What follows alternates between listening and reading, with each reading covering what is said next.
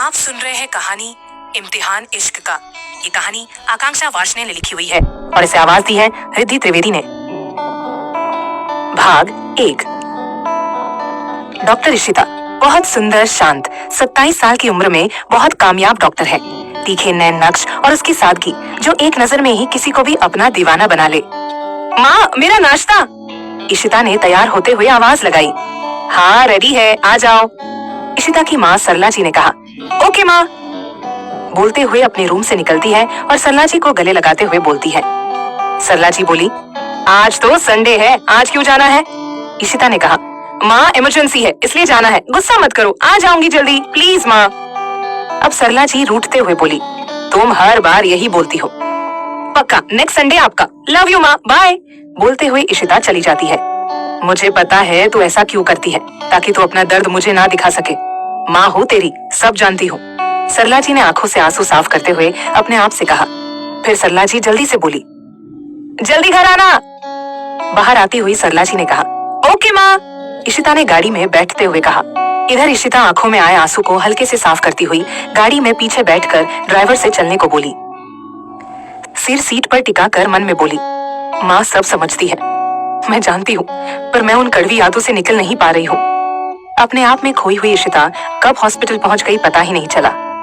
Madam hospital आ गया है, driver ने गेट खोलते हुए बोला। इशिता हड़बड़ाते हुए बोली। फिर इशिता अपने आप को नॉर्मल करती हुई अंदर आई और रिसेप्शन पर जाकर बोली, क्या केस है सविता? सविता ने कहा, मैम एक्सीडेंट केस है। ओके, एक काम करो, डॉक्टर राज को कहो मुझे केस डिटेल बताए, मैं अपने कैबिन में हूँ। ओके मैम, सविता ने फोन उठाते हुए बोला।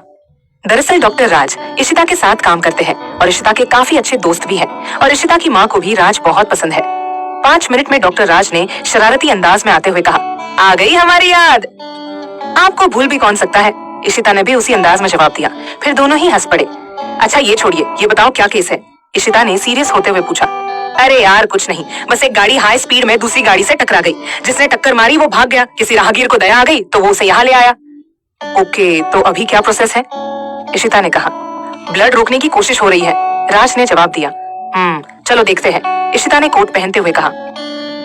इमरजेंसी रूम में एंट्री करते हुए इशिता ने जब पेशेंट का चेहरा देखा तो उसके शरीर ने उसका साथ नहीं दिया। वो सुन्न हो गई, बस एक ही शब्द निकला, ये यहाँ कैसे? डॉक्टर इशिता ने चौंक कर कहा, कौन, क्या कर रहा है?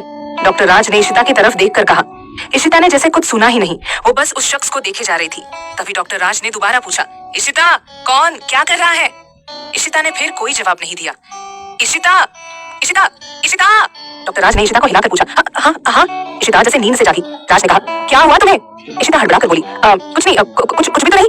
Are you sure? राज ने कहा। इशिता ने जवाब दिया, मैम इनकी पल्स कम हो रही है। नर्स ने घबराते हुए डॉक्टर इशिता से कहा, A+ ब्लड का इंतजाम करो जल्दी। इशिता ने घबराते हुए कहा।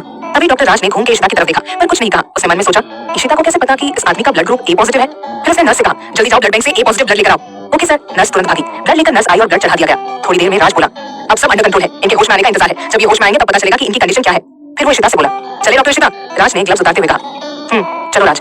नर्स इनका ख्याल रखना, जब इन्हें होश आ जाए तो मुझे कॉल करके इन्फॉर्म कर देना। ओके? इशिता ने कहा, ओके मैम, मैं आपको इन्फॉर्म कर दूंगी। नर्स ने हाँ में सिर हिला दिया। इशिता अपने कैबिन में आई और अपने आप को संभालने की कोशिश करने लगी, पर बार-बार उसको अपने अतीत की परछाई दिखने लगी। वो आंखें बंद करके अपनी सीट पर टेप लगाकर बैठ गई। आखिर रमन यहाँ कैसे आया और उसकी फैमिली कहाँ है? वो खुद में बुदबुदाई। वो परेशान होने लगी, उसकी आंखों में आंसू छलकने लगे। उसने बहुत कोशिश की अपने आप को रोकने की, पर उसके आंसुओं ने उसका साथ छोड़ दिया और उसकी आंखों से निकल के बहने लगे। आज उसके सामने पूरे 6 साल बाद उसका अतीत उसके सामने खड़ा था। वो क्या करे, उसे समझ में नहीं आ रहा था। तभी उसका फोन बजा। उसने देखा कि उसकी माँ का फोन है। उसने अपने आप को संभाला, अपनी आवाज पर नियंत्रण रखते हुए अपनी माँ से बोली, हाँ माँ, क्या हुआ?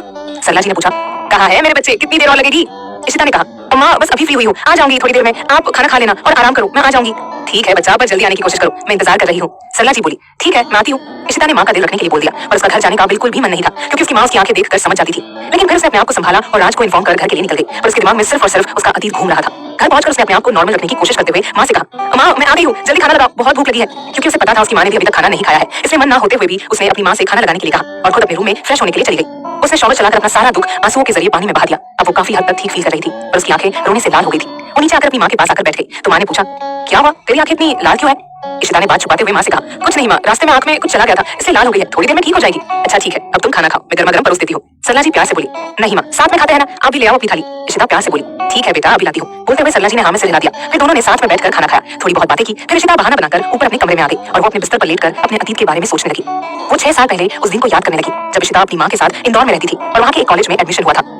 माँ, मुझे बहुत डर लग रहा है, इशिता ने अपनी माँ के गले लगते हुए कहा। क्या हुआ मेरे बच्चे? सरला जी ने माथे पर प्यार करते हुए पूछा। मेरा कॉलेज में आज फर्स्ट डे है ना, इसलिए सोच रही हूँ कॉलेज वालों का क्या होगा। उसने शरारत से कहा। हट पागल, फिर दिमाग में शैतानी आ रही है, ज्यादा शैतानी मत करना। इशिता की माँ ने हल्की सी सिर पर चपेट लगाते हुए कहा। बस इतनी सी बात, ऐसा तो हो ही नहीं सकता। आंख छोटी करते हुए उसने कहा। देख, enjoy your college days but no more शैतानी। मैं तुम्हारी माँ बाद में पहले दोस्त हूँ। तुम्हारे पापा के जाने के बाद तुम ही मेरी सब कुछ हो और मुझे तुम पर पूरा भरोसा है कि तुम कुछ गलत नहीं करोगी। तुम्हें अपने पापा का सपना पूरा करना है। सरला जी ने आंखों में आंसू भरकर कहा। हाँ माँ, और वो मैं करके रहूंगी, I promise, but no more tears, I hate tears Saru. Ishita ने स्टाइल से कहा। हट पागल, सरला जी ने हंसते हुए कहा। That's like my good girl. Ishita ने उन्हें गले लगाते हुए कहा। उस समय इशिता बहुत चुलबुली और पढ़ने में बहुत होशियार थी। उसका बस एक ही सपना था, अपने पापा का सपना पूरा करना। पापा आर्मी ऑफिसर थे जो 3 साल पहले शहीद हो गए थे, लेकिन उनका सपना पूरा करने का इशिता ठान चुकी थी। इसके बाद इशिता माँ को बाय बोलकर निकल गई। कॉलेज गेट पर उसने अपनी स्कूटी पार्क की और अपनी मस्ती में मस्त चली जा रही थी। तभी अचानक वो किसी से टकराई और वो गिर पड़ी। गई भैंस पानी में। सामने खड़े लड़के ने कहा, जो कोई और नहीं बल्कि रमन था। व्हाट? क्या कहा तुमने? इशिता ने उस लड़के को एक थप्पड़ लगाते हुए कहा। आखिर इशिता के थप्पड़ मारने के बाद रमन ने उसके साथ क्या किया था? आखिर रमन इन 6 सालों तक कहा था और वो यहाँ कैसे पहुंचा था? आखिर इशिता अपने अतीत को लेकर इतना परेशान क्यों थी और अब क्या मोड़ लेगी इन दोनों की जिंदगी? जानने के लिए सुनिए अगला एपिसोड सिर्फ प्रतिलिपि एफएम पर। भाग 2। इशिता अपने 6 साल पहले के अतीत को याद कर रही थी जब वो पहली बार कॉलेज गई थी और कॉलेज गेट पर अपनी स्कूटी पार्क की और अपनी मस्ती में मस्त चली जा रही थी। तभी अचानक वो किसी से टकराई और वो गिर पड़ी। गई भैंस पानी में। सामने खड़े लड़के ने कहा, जो कोई और नहीं बल्कि रमन था। व्हाट? क्या कहा तुमने? इशिता ने उस लड़के को एक थप्पड़ लगाते हुए कहा। कुछ भी तो नहीं। रमन ने अपने गाल पर हाथ रखकर हड़बड़ाते हुए कहा। फिर वो खुद में बड़बड़ाया। इसने सुन लिया, शिट यार। हाँ सुन लिया, तो तुमने मुझे भैंस बोला? उसने कमर पर हाथ रख के रमन को घूरा।